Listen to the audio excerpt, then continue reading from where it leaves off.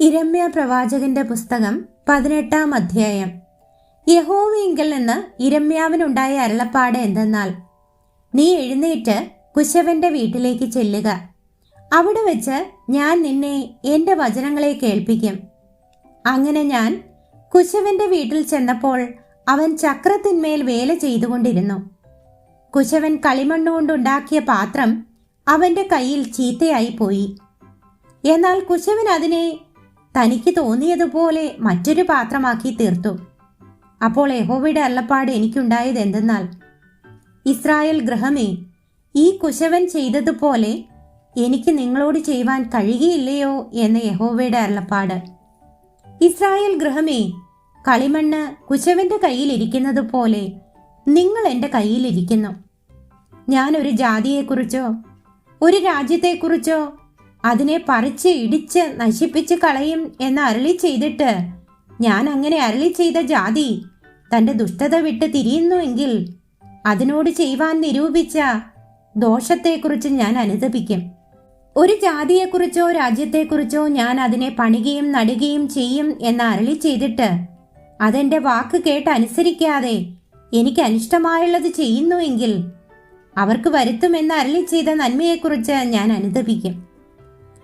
ആകയാൽ നീ ചെന്ന് യഹൂദ പുരുഷന്മാരോടും യെരൂശലേം നിവാസികളോടും പറയേണ്ടത്, യഹോവ ഇപ്രകാരം അരുളി ചെയ്യുന്നു, ഞാൻ നിങ്ങൾക്ക് ഒരനർത്ഥം നിർമ്മിച്ചു നിങ്ങൾക്ക് വിരോധമായി ഒരു നിരൂപണം നിരൂപിക്കുന്നു.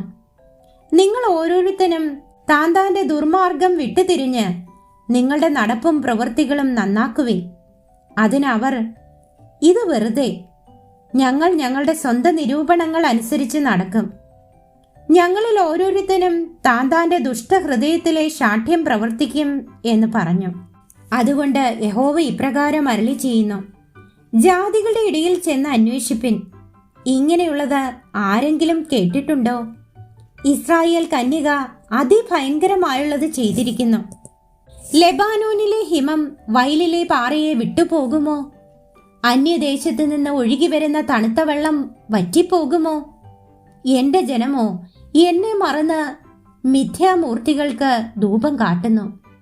അവരുടെ വഴികളിൽ, പുരാതന പാതകളിൽ തന്നെ അവർ അവരെ ഇടറി വീഴുമാറാക്കി. അവർ നിരപ്പില്ലാത്ത വഴികളിലും പാതകളിലും നടക്കുന്നു. അവർ അവരുടെ ദേശത്തെ ശൂന്യവും നിത്യപരിഹാസവുമാക്കുന്നു. അതിൽ കൂടി കടന്നു പോകുന്ന ഏവനും സ്തംഭിച്ച് തലകുലുക്കും. കിഴക്കൻ കാറ്റുകൊണ്ട് എന്ന പോലെ ഞാൻ അവരെ ശത്രുക്കളുടെ മുൻപിൽ ചിതറിച്ചു കളയും. അവരുടെ അനർത്ഥ ദിവസത്തിൽ ഞാൻ അവർക്ക് എൻ്റെ മുഖമല്ല പുറമത്രേ കാണിക്കും. എന്നാൽ അവർ, വരുവിൻ, നമുക്ക് യിരെമ്യാവിന്റെ നേരെ ഉപായങ്ങളെ ചിന്തിക്കാം.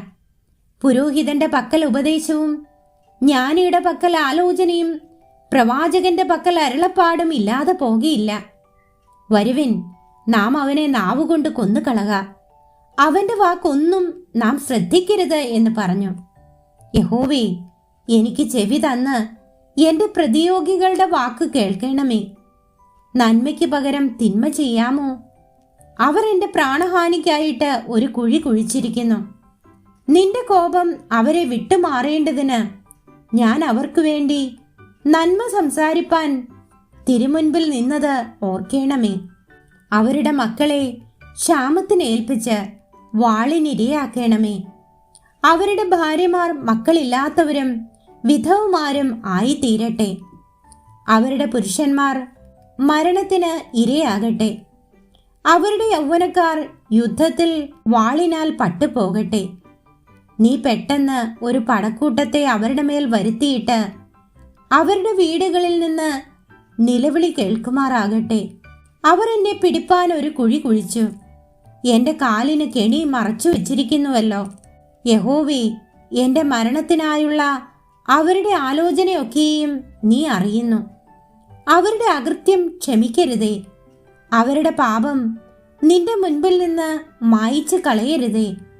അവർ തിരുമുൻപിൽ ഇടറി വീഴട്ടെ.